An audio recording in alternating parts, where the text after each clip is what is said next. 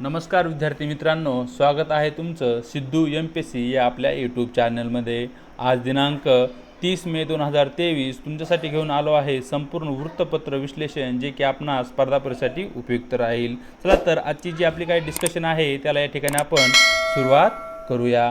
तर या ठिकाणी जी आपली पहिली न्यूज आहे ती आहे न्यूज इन डेप्थमध्ये, म्हणजे या ठिकाणी जी न्यूज आहे तिला इन डिटेलमध्ये या ठिकाणी आपण चर्चा करतो, डिस्कशन करतो। म्हणजे त्यासंबंधी ज्या काही संस्था असतील, ज्या काही कन्सेप्ट महत्त्वाच्या आहेत त्या न्यूजशी रिलेटेड, त्या सर्वांची इन डिटेलमध्ये या ठिकाणी आपण माहिती घेतो। त्या ठिकाणी जी न्यूज आहे तिला इन डेप्थमध्ये पाहणार आहोत। ती न्यूज अशी आहे, पहा, GSLV F-12चे प्रक्षेपण। त्या ठिकाणी जी न्यूज आहे ती ॲज इट इज आपल्यासाठी महत्त्वाची नाही आहे, परंतु जी इस्रो ही संस्था आहे त्या इस्रो संस्थेविषयी माहिती असणं आपल्यासाठी आवश्यक आहे। तर चर्चा करूया इस्रोची। इस्रो ही भारत सरकारचे जे काही अंतराळ विभाग आहे त्या अंतराळ विभागाच्या अंतर्गत असलेली एक अंतराळ संबंधित ती एक संस्था आहे। जे मुख्यालय आपणाला बेंगळुरू कर्नाटक या ठिकाणी दिसते। या ठिकाणी जो इस्रोचा उद्देश आहे तो उद्देश असा आहे, पहा, अंतराळ जे काही तंत्रज्ञान आहे, सायन्स आहे, त्या सायन्स संबंधी या ठिकाणी संशोधन करणे, रिसर्च करणे। त्याचबरोबर अंतराळातील जे ग्रह आहेत त्या ग्रहांचा शोध घेणे आणि त्यांचा पाठपुरावा करणे। त्याचबरोबर जे काही अंतराळ तंत्रज्ञान आहे त्या तंत्रज्ञानाचा देशाच्या विकासासाठी कशा प्रकारे फायदा होईल याचा या ठिकाणी आढावा घेणे, अशा प्रकारचे काही उद्देश या ठिकाणी आपल्याला इस्रो या संस्थेचे दिसतात। इस्रोची एक प्रमुख शाखा म्हणून अँट्रिक्स कॉर्पोरेशन लिमिटेड ही संस्था या ठिकाणी आपणास दिसते। मग या ठिकाणी जी अँट्रिक्स आहे तिचं कार्य काय आहे, तर ती एक विपणन म्हणजे मार्केटिंग संबंधी संस्था आहे। जे काही इस्रो तंत्रज्ञान विकसित करते, जे काही नवीन नवीन रॉकेट ते डेव्हलप करते, त्या रॉकेटची आणि तंत्रज्ञानाची मार्केटिंग आंतरराष्ट्रीय स्तरावर करण्याचं कार्य या ठिकाणी अँट्रिक्स कॉर्पोरेशन लिमिटेड ही संस्था करताना दिसते। यातून काय होईल तर नवीन व्यावसायिक संधी निर्माण होतील आणि जे काही तांत्रिक सल्ले आहेत त्या सल्ल्याचा आधार घेऊन इस्रोचा आर्थिक विकास होईल। परिणामी देशाच्या आर्थिक विकासामध्ये इस्रो जी संस्था आहे तिचाही हातभार लागेल। त्याचबरोबर विविध देशामध्ये जे काही तंत्रज्ञान आहे त्या तंत्रज्ञानाचे हस्तांतरण करण्यामध्येही इस्रो अँट्रिक्स कॉर्पोरेशन लिमिटेड ही संस्था काय करते, महत्त्वाची भूमिका निभावते। या ठिकाणी जी इस्रो आहे, इस्रोचे सध्याचे जे विद्यमान अध्यक्ष आहेत त्यांचं नाव आहे S सोमनाथन। हे जे पर्टिक्युलर पॉईंट्स आहेत काही ते तुम्हाला या ठिकाणी लक्षात ठेवायचे आहे। त्यानंतर या ठिकाणी आपण चर्चा करूया GSLV या लॉन्च व्हेकल संबंधी। सुरुवातीला जो फुल फॉर्म आहे तो पाहूया, geosynchronous satellite launch vehicle. Geosynchronous ही एक पृथ्वीची ऑर्बिट असते, ज्या ठिकाणी आपण सॅटेलाइटला काय करतो, सोडतो। मग अशा प्रकारे पृथ्वीच्या अवतीभोवती अशा प्रकारचा एक गोल घिरका जो असतो याला आपण ऑर्बिट किंवा कक्षा असे म्हणतो। आणि एका पर्टिक्युलर हाईटवर पृथ्वीपासून जी कक्षा असते तिलाच आपण जिओसिंक्रोनस ऑर्बिट असे म्हणतो। त्यानंतर सॅटेलाइट म्हणजे उपग्रह म्हणजे जे की आपल्याला मदत करतात दूरसंदेश वहनामध्ये, जे आपण मॅच पाहतो, जे आपण फोन कॉलवर बोलतो, या संबंधी जे काही सर्व्हिसेस असतात ते प्रोव्हाइड करण्याचं कार्य या सॅटेलाइटकडूनच केले जातात। लॉन्च म्हणजे प्रक्षेपित करणे आणि व्हेकल म्हणजे एक वाहन, ज्या वाहनामधून हे अशा प्रकारचे सॅटेलाइट या पृथ्वीच्या जिओसिंक्रोनस कक्षेमध्ये सोडले जातात। तर या ठिकाणी GSLVचा फुल फॉर्म आहे जिओसिंक्रोनस सॅटेलाइट लॉन्च व्हेकल। मग जी आपली भारतीय अंतराळ संशोधन संस्था आहे, जिला आपण इस्रो असे म्हणतो, या इस्रो संस्थेने जिओसिंक्रोनस सॅटेलाइट लॉन्च व्हेकल हे तयार केले आहे। या ठिकाणी इस्रोने GSLVची निर्मिती केली आहे। हा पॉईंट या ठिकाणी तुम्हाला लक्षात ठेवायचा आहे। त्यानंतर जे काही उपग्रह असतील आणि इतर अवकाशयाने असतील त्यांना जिओसिंक्रोनस ट्रान्सफर ऑर्बिटमध्ये ठेवण्यासाठी वापरले जाणारे काही प्रक्षेपण वाहन आहे ते म्हणजे आहे GSLV। म्हणजे जे काही उपग्रह आपण निर्माण करतो आणि त्यांना जर आपल्याला जिओसिंक्रोनस या ऑर्बिटमध्ये ठेवायचे असतील तर त्या ठिकाणी या GSLVचा वापर केला जातो। मग या ठिकाणी PSLV हा एक पॉईंट दिसतो, हे एक वाहन दिसते। याचा फुल फॉर्म आहे पोलार सॅटेलाइट लॉन्च व्हेकल। जे पोलार सॅटेलाइट लॉन्च व्हेकल आहे ते जास्त वजनाचे जे काही उपग्रह असतील त्यांना जिओसिंक्रोनस ट्रान्सफर ऑर्बिटमध्ये पोहोचू शकत नाही।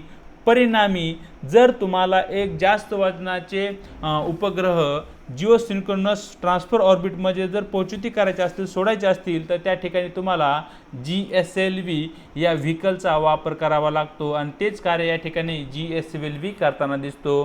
त्या ठिकाणी जो GSLV आहे त्याचे काही प्रकार आहेत, त्या प्रकारांची या ठिकाणी चर्चा करूया।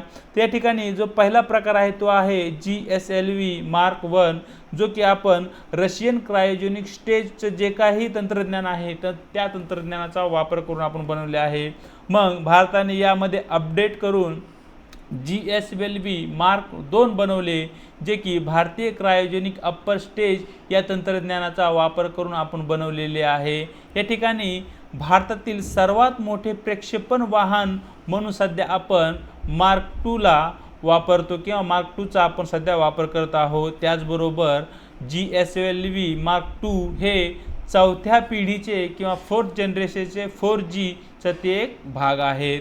मग याचा वापर जो आहे GSLVचा तो जानेवारी 2014 पासून त्याचा वापर आपण सुरू केलेला आहे आणि GSLV मार्क 2 मध्ये आपण तिसरा टप्पा जो काय वापरला जातो, जो की क्रायोजेनिक इंजिनचा असतो, तो आपण स्थानिक पातळीवरच म्हणजे देशामध्ये त्याची आपण निर्मिती केलेली आहे। त्या ठिकाणी हा लिक्विड फॉर्ममध्ये पहिला टप्पा दिसेल, त्यानंतर दुसरा टप्पा सॉलिड फॉर्ममध्ये आणि त्यानंतर जो तिसरा टप्पा आहे जो की भारताने निर्माण केला आहे, ज्याला की आपण क्रायोजेनिक अप्पर स्टेज म्हणतो, त्याची निर्मिती आपण काय केली आहे स्थानिक पातळीवर म्हणजे आपल्या देशामध्येच केली आहे। आणि जे काही GSLV प्रक्षेपण आहेत ते सर्वच्या सर्व आपण त्याचे प्रक्षेपण श्रीहरिकोटा ज्या ठिकाणी सतीश धवन अंतराळ केंद्र आहे त्या ठिकाणाहून करत असतो। पुढे या ठिकाणी आपण चर्चा करूया महत्त्वपूर्ण तंत्रज्ञान जे की GSLV मध्ये वापरले जाते, ते आहे क्रायोजेनिक इंजिन। त्या क्रायोजेनिक इंजिनची या ठिकाणी आपण चर्चा करूया। त्या ठिकाणी पहा, जे क्रायोजेनिक इंजिन हे एक रॉकेट इंजिन आहे जे की क्रायोजेनिक इंधन आणि ऑक्सिडायझरचा वापर करते। तर क्रायोजेनिक इंजिन काय आहे, तर ते एक रॉकेटचे इंजिन आहे ज्यामध्ये क्रायोजेनिक इंधन म्हणजे फ्यूल त्याचा वापर आपण करतो, त्याचबरोबर या ठिकाणी ऑक्सिडायझर म्हणून ऑक्सिजनचा या ठिकाणी आपण वापर करत असतो। जे क्रायोजेनिक इंधन आणि जे काही ऑक्सिडायझर आहे हे जे दोन्ही घटक आहेत ते द्रवभूत म्हणजे सॉलिड फॉर्ममध्ये या ठिकाणी ते आपल्याला दिसतात आणि त्यानंतर ते कमी तापमानात ठेवले जातात आणि त्याचबरोबर जे काही कमी तापमान असते त्या कमी तापमानामध्ये जे क्रायोजेनिक तापमान ज्याला आपण म्हणतो त्या तापमानामध्ये हे रॉकेट काय केले जाते, प्रज्वलित केले जाते किंवा त्याचं बर्निंग केले जाते। मग ही जी प्रक्रिया आहे ती प्रक्रिया पूर्णपणे उपयोगात आणण्यासाठी जे काही तंत्रज्ञान आपण वापरतो त्यालाच क्रायोजेनिक तंत्रज्ञान असे म्हणतात। या ठिकाणी आपण चर्चा केली क्रायोजेनिक इंजिनची। तर त्यानंतर जे भारताने निर्माण केलेले क्रायोजेनिक अप्पर स्टेज आहे ते या ठिकाणी समजून घेऊया। त्या ठिकाणी पहा, या ठिकाणी तुम्हाला पिक्चर GSLVची दिसत असेल। मग ही जी पिक्चर आहे या पिक्चरमध्ये 3 स्टेजेस आहेत। हा पहिला स्टेज आहे, या ठिकाणी तुम्हाला दुसरा स्टेज दिसेल आणि या ठिकाणी आपणास तिसरा स्टेज दिसेल। तर या ठिकाणी जो पहिला स्टेज आहे, पहिल्या स्टेजमध्ये आपण काय करतो, सॉलिड इंधन वापरतो म्हणजे हायड्रोजन आणि ऑक्सिजन यांचं घनरूपात आपण काय वापरतो, इंधन वापरतो, ज्याला आपण सॉलिड, हा पहिला स्टेज झाला। दुसऱ्या स्टेजमध्ये आपण द्रवरूप इंधनाचा वापर करतो, ज्या ठिकाणी आपण लिक्विड गॅसचा वापर करतो। आणि जो तिसरा स्टेज आहे ज्या ठिकाणी आपण क्रायोजेनिक इंजिन म्हणजे अतिशीत खूपच थंड तापमानावर आधारित जे काही इंधन आहे त्या इंधनाचा या ठिकाणी वापर करतो आणि ही एक खूपच जटिल तंत्रज्ञान आहे। त्या तंत्रज्ञानामध्ये भारताने महारत हासिल केलेलं आहे। खूप कमी देशाकडे अशा प्रकारची टेक्नॉलॉजी किंवा तंत्रज्ञान आहे ज्यामध्ये भारताचाही समावेश होतो। मग या ठिकाणी जो तिसऱ्या टप्प्यामध्ये जे काय आपण क्रायोजेनिक अप्पर स्टेज वापरतो ते तुम्ही या ठिकाणी पाहू शकताय। मग त्यामध्ये या ठिकाणी या क्रायोजेनिक अप्पर स्टेज भारताने निर्माण केलेल्या तंत्रज्ञानाचा वापर केला जातो। पुढे जे सतीश धवन स्पेस सेंटर आहे त्यासंबंधी चर्चा करूया। भारतीय अंतराळ संशोधन संस्था जिला आपण इस्रो असे म्हणतो, या संस्थेचे जे संचालित रॉकेट प्रक्षेपण केंद्र आहे त्याचंच नाव काय आहे, सतीश धवन स्पेस सेंटर। मग ते कुठे आहे, तर ते श्रीहरिकोटा जो आंध्र प्रदेश राज्यातील तिरुपती जिल्हा आहे त्या ठिकाणी ते श्रीहरिकोटा आहे आणि त्या ठिकाणी आपणास सतीश धवन स्पेस सेंटर दिसतं। मग या ठिकाणी जे श्रीहरिकोटा या ठिकाणी जे काही सेंटर होतं त्याचं नामकरण सतीश धवन स्पेस सेंटर हे 2002 मध्ये केलेलं आपणास दिसतं। पुढे या ठिकाणी बातमी थोडक्यामध्ये काही न्यूज आहेत आपल्याकडे, त्यांची चर्चा करूया। त्या ठिकाणची पहिली न्यूज आहे ती न्यूज अशी आहे पहा, चीन 2030 पर्यंत मानवी चंद्रमान मोहीमचं लक्ष आहे। म्हणजे चीन काय करणार आहे, 2030 पर्यंत चंद्रावर मानव पाठवणार आहे, मनुष्याला पाठवणार, अशी त्या ठिकाणी चीन या देशाची एक प्रकल्प आहे, प्रोजेक्ट आहे किंवा तशी प्रकारची ती मोहीम आहे।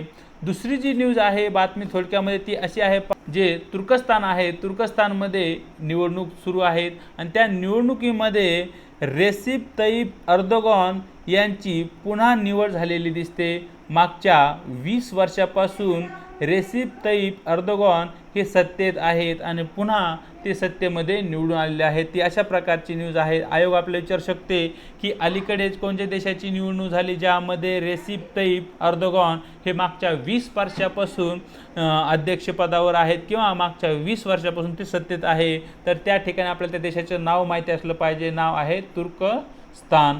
चलूया पुढच्या न्यूजकडे। पुढे आपल्याकडे 2 न्यूज आहेत ज्या की आपल्या शेवटच्या न्यूज आहेत। यामध्ये जो पहिला आहे तो महाकालेश्वर प्रकल्प, यावर भ्रष्टाचाराचा आरोप झाला आहे। तो भ्रष्टाचाराचा आरोपासंबंधी आपल्याला काही घेणं देणं नाही।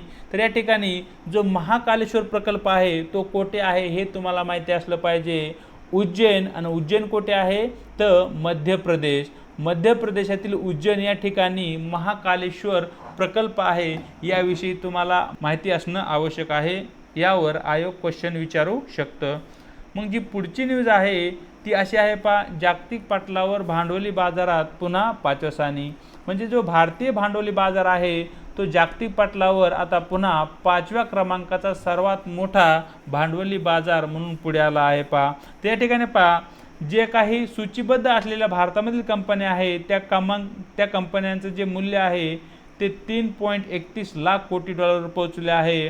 आणि यापूर्वी जो फ्रान्सचा बाजार होता तो 5व्या क्रमांकावर होता, आता फ्रान्सचा बाजार हा 6व्या क्रमांकावर गेला आहे आणि त्या ठिकाणी भारतीय बाजार आपल्याला आलेला दिसतो, जो की 5व्या क्रमांकाचा जगातील सर्वाधिक मूल्यावर आधारित बाजार आहे। या ठिकाणी पहिला क्रमांक कोणाचा आहे, अमेरिका, दुसऱ्या क्रमांकावर चीन, तिसऱ्या क्रमांकावर जपान आणि चौथ्या क्रमांकाचा जो बाजार आहे तो आहे हाँगकाँग। तर अशा प्रकारे मित्रांनो इन डिटेलमध्ये या ठिकाणी आपण 30 मेचा जो काही आपला लोकसत्ता पेपर असेल किंवा जो काही महाराष्ट्र टाइम आहे त्यामध्ये स्पर्धा परीक्षा रिलेटेड जे काही महत्त्वाच्या न्यूज होत्या त्या सर्व न्यूजची इन डिटेलमध्ये या ठिकाणी आपण चर्चा केलेली आहे। जर व्हिडिओ तुम्हाला आवडला असेल तर लाईक करायचे, तुमचे जे काही समस्या असतील त्यासंबंधी तुम्हाला कमेंट करायचे आणि मित्रांसोबत हा व्हिडिओ तुम्हाला शेअर करायचा आहे आणि न विसरता आपलं जे चॅनल आहे सिद्धू MPSC याला सबस्क्राईबही करायचे आहे। आज इथेच थांबूया, भेटूया एका नवीन व्हिडिओसोबत।